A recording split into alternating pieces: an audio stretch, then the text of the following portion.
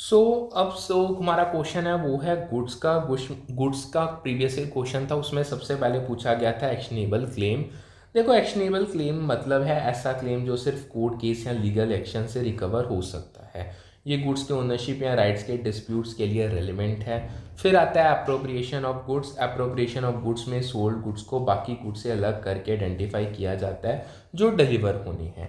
ये क्लैरिटी देता है कि कौन सा प्रोडक्ट कस्टमर को मिलेगा। फिर आते हैं एग्जिस्टिंग गुड्स। एग्जिस्टिंग गुड्स वो होते हैं जो कॉन्ट्रैक्ट ऑफ सेल के टाइम पे सेलर के पास ऑलरेडी होते हैं। ये इमीडिएट डिलीवरी के लिए अवेलेबल होते हैं। इसमें एक तीसरे जो आते हैं वो है अपना जो चौथा आता है वो आते हैं फ्यूचर गुड्स। फ्यूचर गुड्स होते हैं जो कॉन्ट्रैक्ट बनने के बाद मैन्युफैक्चर होंगे। ये फ्यूचर डिलीवरी के लिए प्लान किए जाते हैं। अब बात करते हैं, एक आता है कॉन्ट्रैक्ट ऑफ सेल। देखो, कॉन्ट्रैक्ट ऑफ सेल में कुछ इम्प्लाइड कंडीशंस ऑटोमेटिकली शामिल होती हैं जो ट्रांजैक्शन और लॉस पे बेस्ड होती हैं। ये बायर को राइट्स और प्रोटेक्शन देते हैं बिना एक्सप्लिसिटली मेंशन किए। इसमें अब एक क्वेश्चन था, इम्प्लाइड कंडीशंस ही पूछी गई थी। सबसे पहले आता है कंडीशन एज टू क्वालिटी और फिटनेस। गुड्स की क्वालिटी या फिटनेस स्पेसिफिक पर्पस के लिए होनी चाहिए जो पार्टीज के एग्रीमेंट पे बेस्ड होती है। ये इंश्योर करता है कि बाहर को सूटेबल प्रोडक्ट मिले। दूसरा condition as to merchantable quality. Merchantable quality का मतलब है कि गुड्स रीजनेबल क्वालिटी के होते हैं और अपने ऑर्डिनरी पर्पस के लिए फिट होते हैं। ये अपीयरेंस, परफॉर्मेंस और सेफ्टी को कवर करता है। थर्ड आता है condition as to wholesome. Wholesomeness का कंडीशन फूड या कंज्यूमेबल गुड्स पे अप्लाई होता है जो इंश्योर करता है कि वो सेफ और कंज्यूमेबल हैं। ये कंज्यूमर सेफ्टी के लिए बहुत क्रिटिकल है। ठीक है जी। अब हम नेक्स्ट टॉपिक पे चलते हैं। जो हमारा टॉपिक है वो है डिज़ाइनिंग अफेक्टिव ऑर्गेनाइजेशन स्ट्रक्चर। इसको अब हम करते हैं। देखो, अफेक्टिव ऑर्गेनाइजेशन स्ट्रक्चर बनाने में फॉर्मल और इनफॉर्मल एलिमेंट्स और स्पैन ऑफ कंट्रोल को गोल्स और एक्सटर्नल कंडीशंस के साथ अलाइन करना होता है। ये इंश्योर करता है कि स्ट्रक्चर प्रैक्टिकल और गोल ओरिएंटेड हो। प्रिंसिपल्स की बात करें, जो सबसे पहला आता है प्रिंसिपल्स ऑफ स्ट्रक्चरल डिज़ाइन, उसमें सबसे पहला आता है अलाइनमेंट विद स्ट्रेटजी। स्ट्रक्चर को ऑर्गेनाइजेशन के मिशन और ऑब्जेक्टिव्स के साथ अलाइन होना चाहिए। जैसे मार्केट फोकस्ड फर्म्स के लिए डिविजनल स्ट्रक्चर, ये स्ट्रेटजी को इम्प्लीमेंट करने में हेल्प करता है। फिर सेकेंड पॉइंट आता है सिंप्लिसिटी का। स्ट्रक्चर सिंपल होना चाहिए ताकि क्लैरिटी और एफिशिएंसी बनी रहे। कॉम्प्लेक्स डिज़ाइन कन्फ्यूजन और डिलेस क्रिएट कर सकते हैं। थर्ड पॉइंट आता है फ्लेक्सिबिलिटी। स्ट्रक्चर फ्लेक्सिबल होना चाहिए ताकि ग्रोथ, टेक्नोलॉजी या मार्केट चेंजेस के साथ अडेप्ट कर सके। ये ऑर्गेनाइजेशन को डायनामिक और कॉम्पिटिटिव रखता है। फोर्थ आता है कोऑर्डिनेशन। कोऑर्डिनेशन से डिपार्टमेंट्स और टीम्स के बीच सीमलेस इंटरेक्शन होती है। ये टीम वर्क और गोल अलाइनमेंट के लिए बहुत ज़रूरी है। फिफ्थ पॉइंट आता है बैलेंस ऑफ अथॉरिटी। अथॉरिटी का बैलेंस एफिशिएंसी और अकाउंटेबिलिटी के लिए बहुत ज़रूरी है। ये सेंट्रलाइजेशन और डिसेंट्रलाइजेशन के बीच राइट मिक्स प्रोवाइड करता है। ठीक है। अब आगे चलते हैं। नेक्स्ट जो आता है वो आते हैं steps in structural design. Number 1 step है डिफाइन ऑब्जेक्टिव्स। पहला स्टेप है ऑब्जेक्टिव्स डिफाइन करना जो स्ट्रक्चर को स्ट्रेटेजी गोल्स के साथ अलाइन करें। ये स्ट्रक्चर का पर्पस और डायरेक्शन सेट करता है। दूसरा स्टेप आता है आइडेंटिफाई टास्क। ऑब्जेक्टिव्स अचीव करने के लिए ज़रूरी टास्क और एक्टिविटीज आइडेंटिफाई करने होते हैं। ये क्लियर रोड मैप देता है कि क्या क्या करना है। थर्ड स्टेप आता है ग्रुप टास्क का। टास्क को फंक्शन, प्रोडक्ट या ज्योग्राफी के बेसिस पे डिपार्टमेंट्स या टीम्स में ऑर्गेनाइज किया जाता है। ये स्ट्रक्चर को सिस्टमेटिक और मैनेजेबल बनाता है। फोर्थ आता है साइट अथॉरिटी। अथॉरिटी साइन करनी होती है जिसमें रिपोर्टिंग लाइंस और डिसीजन मेकिंग पावर्स डिफाइन होते हैं। ये क्लैरिटी देता है कि कौन रिस्पॉन्सिबल है और कौन डिसीजंस लेगा।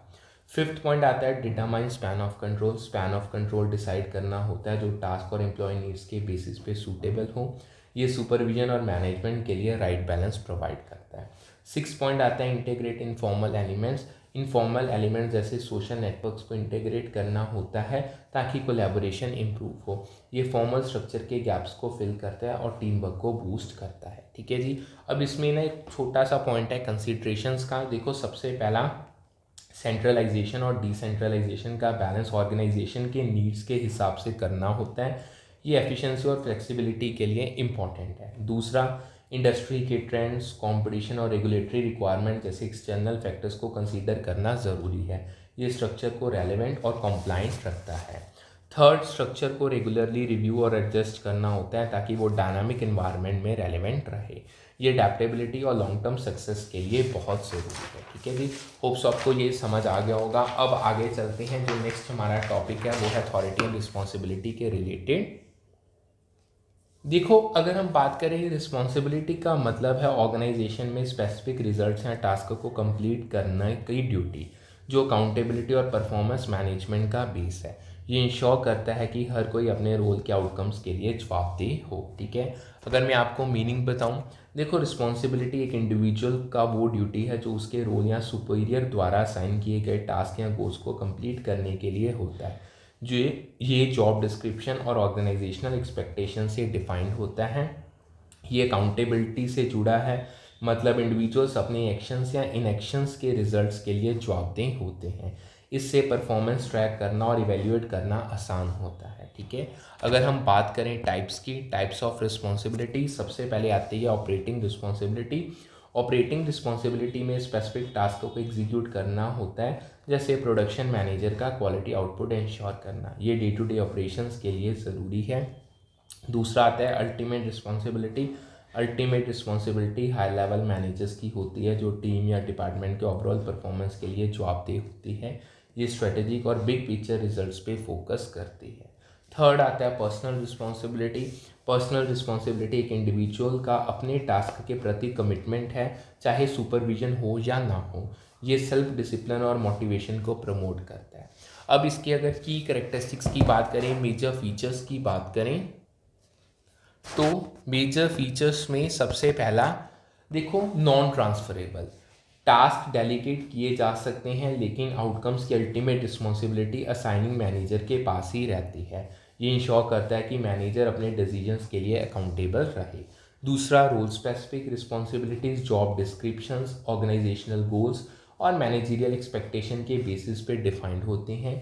ये हर रोल के लिए स्पेसिफिक और क्लियर एक्सपेक्टेशन सेट करते हैं।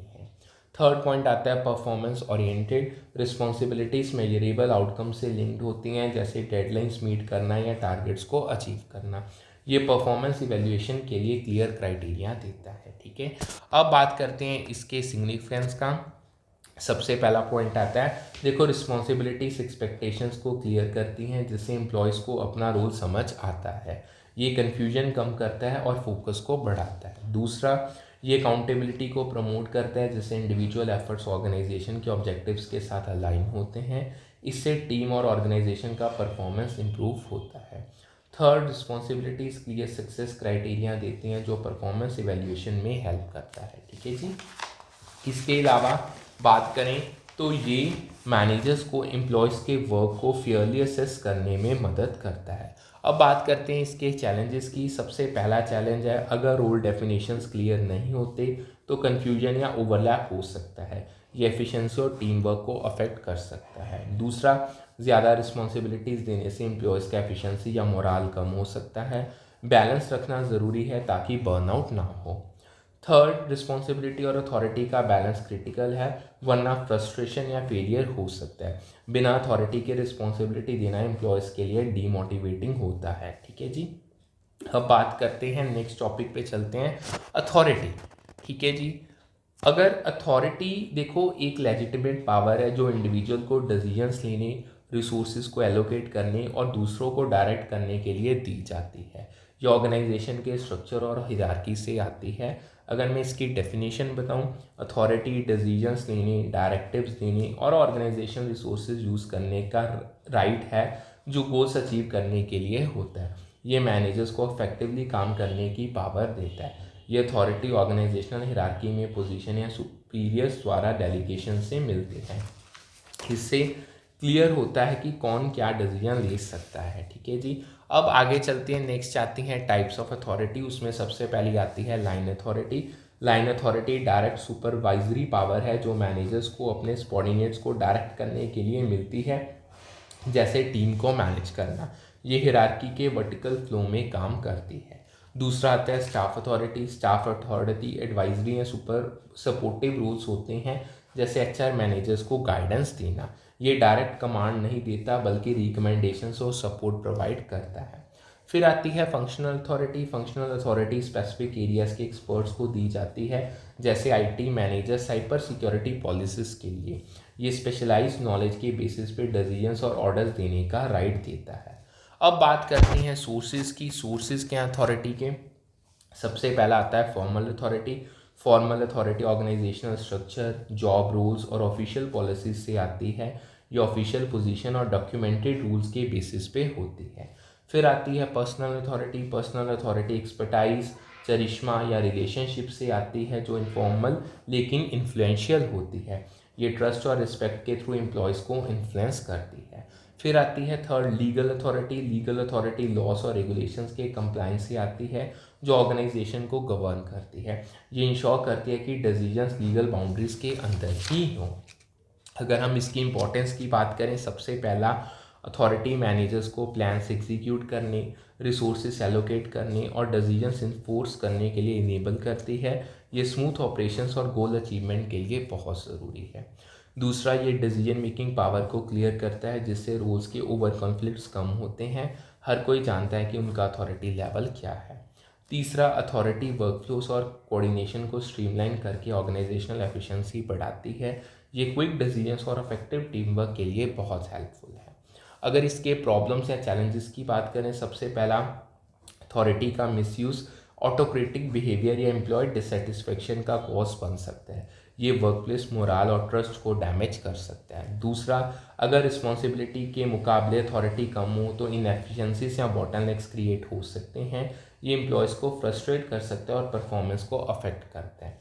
तीसरा, अथॉरिटी और अकाउंटेबिलिटी का बैलेंस फेयर और इफेक्टिव मैनेजमेंट के लिए ज़रूरी है। ये इंश्योर करता है कि पावर का यूज़ रिस्पॉन्सिबली हो। ठीक है, अब यहाँ पे मैं आपको प्रीवियस से क्वेश्चन करवाने जा रहा हूँ। Employees can derive authority. Basically employees can derive authority from multiple sources. उसका एक क्वेश्चन था, वो अब हम करने जा रहे हैं। देखो, सबसे पहला सोर्स आता है पोजीशन। एम्प्लॉयज़ अपने डेजिग्नेटेड पोजीशन से अथॉरिटी डेराइव करते हैं, जो उन्हें डिसीजंस लेने का राइट देता है। ये ऑर्गेनाइजेशनल हिरार्की के बेसिस पे होता है। दूसरा, एक्सपीरियंस। रेलेवेंट एक्सपीरियंस और एक्सपर्टाइज वाले एम्प्लॉयज़ को उनके नॉलेज और स्किल के बेसिस पे अथॉरिटी मिलती है। ये ट्रस्ट और क्रेडिबिलिटी के थ्रू इन्फ्लुएंस देता है। थर्ड आता है मॉरल वर्थ। कुछ केसेस में एम्प्लॉयज़ अपने मॉरल वर्थ या एथिकल स्टैंडिंग के बेसिस पे अथॉरिटी डिराइव करते हैं। ये रिस्पेक्ट और इंटीग्रिटी से इन्फ्लुएंस क्रिएट करता है। फिर आता है past service. Long term commitment और लॉयल्टी दिखाने वाले एम्प्लॉयज़ को पास्ट सर्विस के बेसिस पे अथॉरिटी मिलती है। ये उनके कॉन्ट्रीब्यूशंस के रिकॉग्निशन के रूप में होता है। फिफ्थ पॉइंट आता है इंटेलिजेंस। हाई इंटेलिजेंस या प्रॉब्लम सॉल्विंग एबिलिटीज़ वाले एम्प्लॉयज़ को उनके इंटेलेक्चुअल कैपेबिलिटीज़ के बेसिस पे अथॉरिटी दी जाती है। ये इनोवेटिव थिंकिंग और सॉल्यूशंस के लिए बहुत वैल्यूएबल होता है। अब एक और क्वेश्चन था, the types of authorities found in most organisation. Basically जो आपकी टाइप्स ऑफ अथॉरिटीज़ है ना, उसमें से एक क्वेश्चन आया है, उसको अब हम करने जा रहे हैं। देखो, सबसे पहले आती है line authority. Line authority superior से सबॉर्डिनेट तक वर्टिकल चेन में फ्लो करती है। ये डायरेक्ट सुपरविजन और कंट्रोल के लिए यूज़ होती है। ठीक है जी। फिर आती है second, staff authority. Staff authority line personnel को सपोर्ट और एडवाइस देती है, लेकिन डायरेक्ट कमांड नहीं होता। ये रिकमेंडेशंस और गाइडेंस के लिए यूज़फुल है। थर्ड आता है फंक्शनल अथॉरिटी। फंक्शनल अथॉरिटी किसी के एक्सपर्टाइज या स्पेशलाइज्ड नॉलेज से आती है, जो स्पेसिफिक एरिया में डिसीजंस देने का राइट देती है। ये टेक्निकल या निच एरियाज के लिए अफेक्टिव है। होप सो ये आपको अच्छे से समझ आ गया होगा। अब नेक्स्ट चलते हैं। नेक्स्ट जो है वो है हमारा बैलेंसिंग या कह लो relationship between responsibility and authority. देखो, रिस्पॉन्सिबिलिटी और अथॉरिटी का बैलेंस इफेक्टिव मैनेजमेंट के लिए ज़रूरी है, क्योंकि दोनों अलाइंड होने चाहिए सक्सेस के लिए। ये इंश्योर करता है कि एम्प्लॉयज़ अपने टास्क इफेक्टिवली कंप्लीट कर सके। अगर इसका कोर प्रिंसिपल्स की बात करें, सबसे पहले रिस्पॉन्सिबिलिटी और अथॉरिटी का बैलेंस होना चाहिए। जिसको रिस्पॉन्सिबिलिटी दी जाती है उसके पास सफिशेंट अथॉरिटी भी होनी चाहिए। बिना इस बैलेंस के टास्क कंप्लीट करना मुश्किल होता है। इसका नाम है parity of authority and responsibility, जो फ्रस्ट्रेशन और इनएफिशिएंसी को रोकता है। ये इंश्योर करता है कि एम्प्लॉयज़ एम्पावर्ड और प्रोडक्टिव रहें। ठीक है जी। अब कुछ की एस्पेक्ट्स आते हैं, अब हम उनको समझने जा रहे हैं। सबसे पहले आता है प्रोपोर्शनेबिलिटी। देखो, अथॉरिटी रिस्पॉन्सिबिलिटी के स्कोप्स के हिसाब से होनी चाहिए। जैसे प्रोजेक्ट मैनेजर को रिसोर्सेस एलोकेट करने का पावर चाहिए। ये प्रोपोर्शनैलिटी परफॉर्मेंस और एफिशिएंसी के लिए बहुत ज़रूरी है। दूसरा, अकाउंटेबिलिटी। अथॉरिटी एक्शन के लिए एम्पावर करती है, जबकि रिस्पॉन्सिबिलिटी आउटकम्स के लिए अकाउंटेबिलिटी देती है। ये दोनों एक साथ काम करते हैं ताकि रिजल्ट्स अचीव हों। थर्ड आता है हिरार्किकल अलाइनमेंट। हाई रिस्पॉन्सिबिलिटीज जैसे स्ट्रेटेजिक डिसीजन के लिए ज़्यादा अथॉरिटी चाहिए, जबकि लोअर लेवल टास्क के लिए कम। ये हिरार्की के बेसिस पे स्ट्रक्चर को बैलेंस्ड रखता है। अभी मैं आपको इसकी इम्प्लीकेशंस बताने जा रहा हूँ। फर्स्ट इम्प्लीकेशन है, देखो, अगर रिस्पॉन्सिबिलिटी के बिना अथॉरिटी हो या वाइस वर्सा तो परफॉर्मेंस इनअफेक्टिव होती है और एम्प्लॉयज़ डिससेटिस्फाइड होते हैं। ये वर्कप्लेस मोराल और प्रोडक्टिविटी को नेगेटिवली अफेक्ट करता है। दूसरा, रोल्स और पावर्स की क्लियर डेफिनेशंस ओवरलैप या अकाउंटेबिलिटी गैप्स को रोकती हैं। ये क्लैरिटी से कन्फ्यूजन और कॉन्फ्लिक्ट्स कम होते हैं। थर्ड, अथॉरिटी और रिस्पॉन्सिबिलिटी का रेगुलर रिव्यू अडेप्टेबिलिटी को इंश्योर करता है जब ऑर्गेनाइजेशन में चेंजेस होते हैं। ये स्ट्रक्चर को डायनामिक और रेलिवेंट रखता है। अब इसकी अगर हम प्रैक्टिकल कंसीडरेशन की बात करें, सबसे पहला आता है, देखो, मैनेजर्स को एक्सपेक्टेशंस क्लियरली कम्युनिकेट करना चाहिए ताकि एम्बिगिटी ना हो। ये एम्प्लॉयज़ को अपने रोल्स और रिस्पॉन्सिबिलिटी समझने में हेल्प करता है। दूसरा, अगर हम बात करें, ऑर्गेनाइजेशनल पॉलिसीज अथॉरिटी लेवल्स को फॉर्मलाइज करनी चाहिए ताकि रिस्पॉन्सिबल डिसीजन मेकिंग हो सके। यह कंसिस्टेंसी और अकाउंटेबिलिटी के लिए बहुत ज़रूरी है। तीसरा, ट्रेनिंग और सपोर्ट एम्प्लॉयज़ को अपनी रिस्पॉन्सिबिलिटीज़ के अंदर अथॉरिटी इफेक्टिवली यूज़ करने में हेल्प करती है। ये स्किल्स और कॉन्फिडेंस को डेवलप करता है। अब आगे चलते हैं, नेक्स्ट आता है डेलीगेशन ऑफ अथॉरिटी। देखो, डेलीगेशन में सुपीरियर अपना डिसीजन मेकिंग पावर सबॉर्डिनेट को ट्रांसफ़र करता है, लेकिन अल्टीमेट अकाउंटेबिलिटी उसके पास रहती है। ये वर्कलोड डिस्ट्रीब्यूट और एफिशिएंसी बढ़ाने के लिए होता है।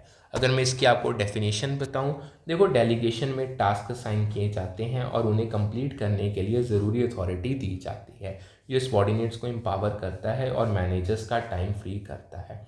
इसमें कुछ प्रोसेस में स्टेप्स आते हैं। सबसे पहला, identifying task suitable for delegation. पहला स्टेप है सूटेबल टास्क आइडेंटिफाई करना जो डेलीगेट किए जा सकते हैं। ये टास्क सिंपल या रेपिटेटिव हो सकते हैं जो सबॉर्डिनेट्स हैंडल कर सकते हैं। दूसरा, selecting competent subordinates. Competent subordinate choose करना ज़रूरी है जो टास्क इफेक्टिवली कंप्लीट कर सके। ये स्किल्स और रिलायबिलिटी के बेसिस पे होता है। थर्ड आता है signing task with clear instruction, यानी टास्क क्लियर इंस्ट्रक्शंस के साथ असाइन किए जाते हैं ताकि कोई कन्फ्यूजन ना हो। ये इंश्योर करता है कि सबॉर्डिनेट्स एक्सपेक्टेशन समझ लें। चौथा आता है ग्रांटिंग अप्रोप्रिएट अथॉरिटी। देखो, अप्रोप्रिएट अथॉरिटी देना ज़रूरी है, जैसे रिसोर्स असेस या डिसीजन मेकिंग पावर। ये सबॉर्डिनेट्स को टास्क कंप्लीट करने के लिए एम्पावर करता है। फिफ्थ एंड लास्ट स्टेप आता है monitor progress and providing feedback. Progress monitor करना और फीडबैक देना डेलीगेशन का इम्पॉर्टेंट पार्ट है। ये इंश्योर करता है कि टास्क सही ट्रैक पे हैं और इम्प्रूवमेंट्स हो सके। अब बात करते हैं प्रिंसिपल्स ऑफ अफेक्टिव डेलीगेशन। देखो, सबसे पहला प्रिंसिपल आता है क्लैरिटी का। टास्क, एक्सपेक्टेशंस और अथॉरिटी लेवल्स को क्लियरली डिफाइन करना चाहिए। ये कन्फ्यूजन रोकता है और सबॉर्डिनेट्स को डायरेक्शन प्रोवाइड करता है। दूसरा आता है competence based delegation. Competent individuals को करनी चाहिए जो स्किल्स और नॉलेज के साथ सक्सीड कर सके। ये सक्सेस रेट बढ़ाता है और एरर्स को कम करता है। थर्ड प्रिंसिपल है authority responsibility balance. Delegated responsibilities के साथ सफिशेंट अथॉरिटी देना ज़रूरी है। ये बैलेंस से सबॉर्डिनेट्स इफेक्टिवली काम कर सकते हैं। चौथा आता है accountability retention. Delegator ultimate outcomes के लिए अकाउंटेबल रहता है चाहे टास्क डेलीगेट किए हों। ये इंश्योर करता है कि रिस्पॉन्सिबिलिटी टॉप लेवल पे ही रहे। नेक्स्ट बात करते हैं बेनिफिट्स एंड चैलेंजेस की। पहला बेनिफिट है डेलीगेशन वर्कलोड डिस्ट्रीब्यूट करके और एक्सपर्टाइज लिवरेज करके एफिशिएंसी को बढ़ाता है। ये मैनेजर्स और सबॉर्डिनेट्स दोनों के प्रोडक्टिविटी को इम्प्रूव करता है। दूसरा बेनिफिट है ये सबॉर्डिनेट्स के स्किल्स और कॉन्फिडेंस डेवलप करता है जो उन्हें फ्यूचर रोल्स के लिए रेडी करते हैं। थर्ड, ये करियर ग्रोथ और लीडरशिप डेवलपमेंट के लिए हेल्पफुल है। थर्ड बेनिफिट है डेलीगेशन मैनेजर्स को स्ट्रेटेजिक टास्क पे फोकस करने के लिए फ्री करता है, जो ओवरऑल प्रोडक्टिविटी बढ़ाता है। ये टाइम मैनेजमेंट और प्रायोरिटाइजेशन के लिए इम्पॉर्टेंट है। यही अगर हम चैलेंजेस की बात करें, पहला चैलेंज है पुअर डेलीगेशन, जैसे unclear instructions, errors and delays का कॉज बन सकता है। ये परफॉर्मेंस और डेडलाइंस को अफेक्ट करता है। दूसरा, ज़्यादा डेलीगेशन सबॉर्डिनेट्स को ओवरवेलम कर सकता है, जबकि कम डेलीगेशन एम्पावरमेंट को रोकता है। बैलेंस रखना ज़रूरी है ताकि एफिशिएंसी और मोराल मेंटेन हो। थर्ड पॉइंट, मैनेजर्स कंट्रोल खोने के डर या ट्रस्ट इश्यूज की वजह से डेलीगेशन से हेजिटेट कर सकते हैं।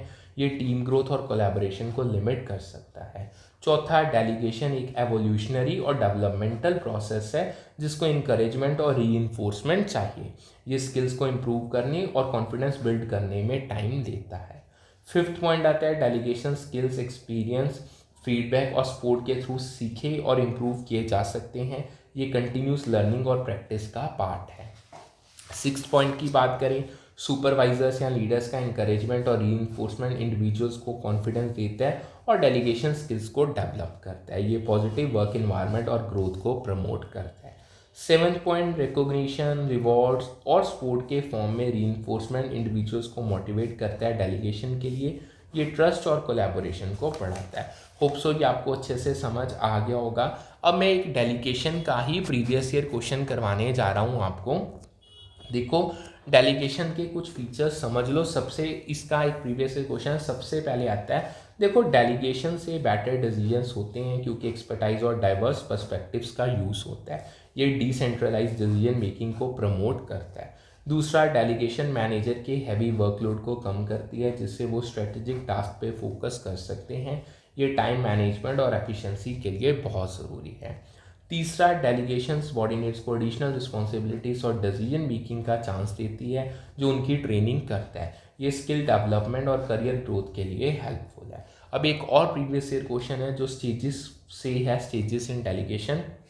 सबसे पहला आता है, देखो, टास्क और अथॉरिटी को एक्सपेक्टेड रिजल्ट्स के हिसाब से क्लियरली डिफाइन करना ज़रूरी है। ये क्लैरिटी देता है कि सबॉर्डिनेट से क्या एक्सपेक्ट किया जा रहा है। दूसरा, टास्क डिफाइन होने के बाद सूटेबल पर्सन को स्किल्स, कैपेबिलिटीज़ और क्वालिफिकेशन पे बेसिस पे सेलेक्ट करना होता है। ये इंश्योर करता है कि टास्क सही हैंड्स में हो। तीसरा, डेलीगेशन प्रोसेस में डेलीगेटर और डेलीगेटेड के बीच ओपन कम्युनिकेशन रखना ज़रूरी है। ये कोऑर्डिनेशन, फीडबैक और क्लैरिटी के लिए बहुत क्रिटिकल है। चौथा, डेलीगेटेड टास्क इफेक्टिवली होने के लिए प्रॉपर कंट्रोल जैसे माइलस्टोन्स और मॉनिटरिंग सेट करना ज़रूरी है। ये परफॉर्मेंस ट्रैक करने और इश्यूज फिक्स करने में हेल्प करता है। फिफ्थ, सक्सेसफुल डेलीगेशन और अथॉरिटी अजम्पशन को रिकॉग्नाइज और रिवॉर्ड करना ज़रूरी है। ये फ्यूचर डेलीगेशन और मोटिवेशन के लिए इनकरेज करता है। अब नेक्स्ट आपको मैं क्वेश्चन करवाने जा रहा हूँ, प्रीवियस ईयर क्वेश्चन ही है। देखो, characteristics of transactional leaders, characteristics of transactional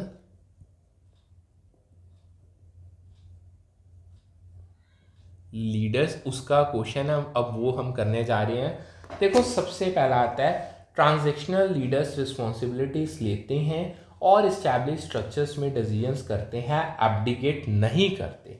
ये स्ट्रक्चर्ड इन्वायरमेंट में इफेक्टिव होते हैं। दूसरा, ट्रांजैक्शनल लीडर्स तब इंटरवेन करते हैं जब स्टैंडर्ड्स या एक्सपेक्टेशंस मीट नहीं होते, प्रोएक्टिव सपोर्ट के बजाय। ये परफॉर्मेंस फोकस्ड और रिएक्टिव अप्रोच है। तीसरा, ट्रांजैक्शनल लीडर्स एफर्ट्स के बदले रिवॉर्ड्स का क्लियर एक्सचेंज एम्फसाइज करते हैं, जैसे बोनसेस या प्रमोशंस। ये परफॉर्मेंस टारगेट्स अचीव करने के लिए मोटिवेट करते हैं। अब एक और क्वेश्चन है, वो क्वेश्चन था characteristics of different level of leaders, उसको इंक्रीजिंग ऑर्डर ऑफ लेवल में अरेंज करना।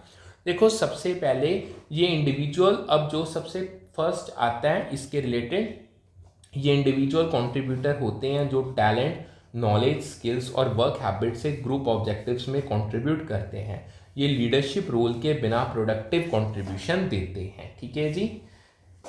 दूसरा, ये टीम प्लेयर होते हैं जो ग्रुप ऑब्जेक्टिव्स अचीव करने में कंट्रीब्यूट करते हैं और इफेक्टिवली कोलैबोरेट करते हैं। ये टीम वर्क और कोलेक्टिव गोल्स के लिए ज़रूरी है। तीसरा, ये लीडर लोगों और रिसोर्सेज को प्री डिटर्मिन्ड ऑब्जेक्टिव्स के लिए इफेक्टिवली ऑर्गेनाइज करते हैं। ये कोऑर्डिनेशन और रिसोर्स मैनेजमेंट के लिए बहुत क्रिटिकल है। चौथा, ये लीडर क्लियर विजन के लिए कमिटमेंट और हाई परफॉर्मेंस स्टैंडर्ड्स को स्टिमुलेट करते हैं। ये इंस्पिरेशनल लीडरशिप और मोटिवेशन के लिए इम्पॉर्टेंट है।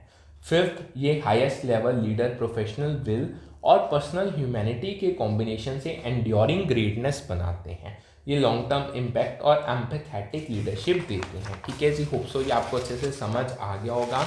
अब आगे क्वेश्चन था मोड ऑफ कम्युनिकेशन का। ठीक है जी, ये एक नॉर्मल सा क्वेश्चन है। अगर हम मोड ऑफ कम्युनिकेशन की बात करें, उसमें सबसे पहले एडवर्टाइजिंग में ब्रोशर्स और बुकलेट्स का यूज़ होता है जो प्रोडक्ट्स या सर्विसेज के बारे में इंफॉर्मेशन देते हैं। ये मार्केटिंग और ब्रांड अवेयरनेस के लिए इफेक्टिव है। फिर आता है सेल्स प्रमोशन में कंटेस्ट का यूज़ होता है जो कस्टमर्स को इंगेज और अट्रैक्ट करता है। ये सेल्स बूस्ट करने और एक्साइटमेंट क्रिएट करने के लिए यूज़फुल है। फिर आता है वर्ड ऑफ माउथ मार्केटिंग में ब्लॉग्स का यूज़ होता है जो कस्टमर के बीच ट्रस्ट और इंगेजमेंट को बनाता है। ये ऑथेंटिक और रिलेटेबल कंटेंट के थ्रू इन्फ्लुएंस करता है। फिर चौथा आता है पर्सनल सेलिंग में सेल्स मीटिंग्स होती हैं जहां डायरेक्ट इंटरेक्शन से प्रोडक्ट्स या सर्विसेज प्रमोट किए जाते हैं। ये पर्सनलाइज्ड अप्रोच और रिलेशनशिप बिल्डिंग के लिए बहुत इफेक्टिव है। होप सो आपको अच्छे से समझ आ गया होगा। अब नेक्स्ट आता है हमारा, नेक्स्ट टॉपिक पे चलते हैं, डिसेंट्रलाइजेशन। देखो, डिसेंट्रलाइजेशन में डिसीजन मेकिंग अथॉरिटी को ऑर्गेनाइजेशन के अलग अलग लेवल्स या यूनिट्स में डिस्ट्रीब्यूट किया जाता है टॉप लेवल पे कंसंट्रेट करने की बजाय। ये फ्लेक्सिबिलिटी और रिस्पॉन्सिवनेस को बढ़ाता है। अगर इसकी मैं आपको डेफिनेशन बताऊं, डिसेंट्रलाइजेशन में लोअर लेवल मैनेजर्स या यूनिट्स को अथॉरिटी डेलीगेट की जाती है ताकि वो इंडिपेंडेंटली डिसीजंस ले सके। ये ऑटोनमी और क्विक डिसीजन मेकिंग को प्रमोट करता है। ये सेंट्रलाइजेशन के ऑपोजिट है जहाँ डिसीजन मेकिंग टॉप मैनेजमेंट के पास होती है। डिसेंट्रलाइजेशन पावर को स्प्रेड करता है जबकि सेंट्रलाइजेशन उसे कंसंट्रेट करता है।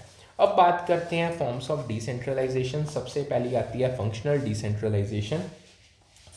डिसेंट्रलाइजेशन में डिपार्टमेंट्स के अंदर अथॉरिटी डिस्ट्रीब्यूट होती है। जैसे मार्केटिंग अपने एडवर्टाइजिंग डिसीजंस लेती है। ये डिपार्टमेंट स्पेसिफिक एफिशिएंसी और एक्सपर्टाइज को बढ़ाता है। दूसरा, ज्योग्राफिकल डिसेंट्रलाइजेशन में रीजनल यूनिट्स लोकल नीड के बेसिस पे डिसीजंस लेते हैं। ये लोकल मार्केट कंडीशन के लिए रिस्पॉन्सिवनेस देते हैं। थर्ड आता है डिसीजन बेस्ड डिसेंट्रलाइजेशन में स्पेसिफिक डिसीजन जैसे ऑपरेशनल डेलीगेट किए जाते हैं लेकिन स्ट्रेटेजिक डिसीजन सेंट्रलाइज्ड रहते हैं। ये बैलेंस मेंटेन करता है ऑटोनमी और कंट्रोल के बीच। अब बात करते हैं एडवांटेजेस और लिमिटेशंस की। पहली एडवांटेज है डिसेंट्रलाइजेशन टॉप मैनेजमेंट पे रिलायंस कम करके फास्टर डिसीजन मेकिंग को प्रमोट करता है। ये क्विक रिस्पॉन्सेस और एफिशिएंसी के लिए हेल्पफुल है। दूसरा, ये फ्लेक्सिबिलिटी देता है जिससे यूनिट्स लोकल या मार्केट स्पेसिफिक कंडीशंस के अकॉर्डिंग रिस्पॉन्ड कर सकते हैं। ये अडेप्टेबिलिटी और कस्टमर सेटिस्फेक्शन को बढ़ाता है। Third, decentralisation lower level managers और एम्प्लॉयज़ में इनोवेशन और इनिशिएटिव को इनकरेज करता है। ये क्रिएटिविटी और ओनरशिप को प्रमोट करता है। अब बात करें अगर हम इसकी लिमिटेशंस की, सबसे पहला, यूनिट्स के बीच इनकॉन्सिस्टेंट डिसीजंस का रिस्क होता है जो ऑर्गेनाइजेशनल गोल्स के साथ मिसअलाइन हो सकता है। ये कोऑर्डिनेशन चैलेंजेस क्रिएट कर सकता है। दूसरा, लोअर लेवल्स पे कम्पिटेंट मैनेजर चाहिए जो डेलीगेटेड अथॉरिटी इफेक्टिवली हैंडल कर सके। बिना कम्पिटेंसी के डिसेंट्रलाइजेशन फेल हो सकती है। तीसरा, डुप्लीकेटेड रिसोर्सेज या कोऑर्डिनेशन एफर्ट्स की वजह से कॉस्ट बढ़ सकते हैं। ये इनफॉर्मल प्लानिंग और रिसोर्स मैनेजमेंट के लिए चैलेंज है। ठीक है जी, होप सो आपको समझ आ गया होगा। नेक्स्ट आती हैं फैक्टर्स इन्फ्लुएंसिंग डिसेंट्रलाइजेशन। सबसे पहला फैक्टर की अगर हम बात करें, ऑर्गेनाइजेशनल साइज। बड़े ऑर्गेनाइजेशंस कम्प्लेक्सिटी मैनेज करने के लिए अक्सर डिसेंट्रलाइज करते हैं। ये लार्ज स्केल ऑपरेशंस को इफेक्टिवली हैंडल करते हैं। दूसरा, नेचर ऑफ डिसीजंस।